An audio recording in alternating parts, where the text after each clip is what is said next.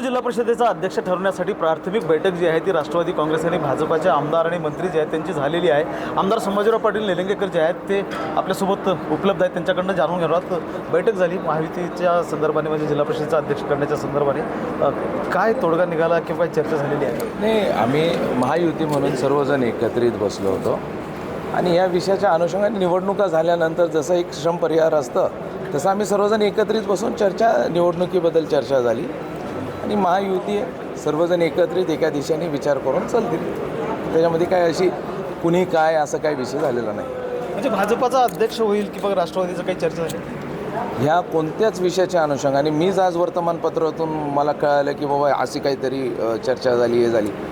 मी आपल्याला त्या बैठकीमध्ये आम्ही सर्वजण महायुतीचे सगळे आमदार आम्ही सर्वजण एकत्रित बसलो, एक जेवणाच्या निमित्ताने आणि इलेक्शनच्या निमित्ताने सर्वजण एकत्रित बसलो आणि एवढाच विषय आमचा सर्वांचा ठरला की आपल्याला महायुती म्हणून पुढं जायचं आहे। दोन्ही पक्षाचे नेते एकत्रित त्या ठिकाणी बसून जे काही निर्णय घेतील त्या निर्णयाच्या अनुषंगाने सर्वांचे जे काही आदेश महायुतीच्या आपल्या नेत्यांचा आदेश येईल तो आदेश सर्वांनी पालन करायचं। म्हणजे अधिकार कोणाला देतात? मंत्री चंद्रशेखर बावनकुळे आणि मग सुनील तटकरे वगैरे? आमच्या पक्षाचे जे नेते आहेत, जे काही सर्व अधिकार जे काय आहेत, राज्याचे प्रथम माननीय मुख्यमंत्री महोदय त्यांच्या ज्या काही सूचना असतील त्या सूचनेचं पालन आणि त्यांचे नेते जे असतील त्यांच्या सूचनेचं पालन त्यांनी करायचं।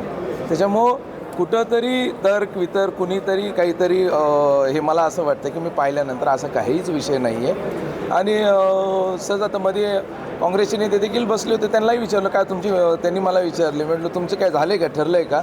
आमचे एकमेकांशी हसी मजाक झालं। त्यांनी म्हटलं असं काहीच नाही आहे, जो जनतेचा मॅन्डेट आहे तो सर्वांनी मान्य करून पुढं जायचं। जागा कमी झाल्या भाजपाच्या? निश्चितपणे काम करत असताना भारतीय जनता पार्टी यावेळेस महायुती म्हणून लढत असताना आम्हाला काही जागा कमी लढल्या। आम्ही गेल्या वेळेस आम्ही सर्व जागा लढल्या होत्या, त्याच्यामुळे काही जागांवर आम्हाला देखील फटका बसला आणि जिथं कमी झालं त्या गोष्टीचं आम्ही आत्मपरीक्षण करणं गरजेचं आहे। महेंद्र जोंधळे, टीव्ही 9 मराठी, लातूर।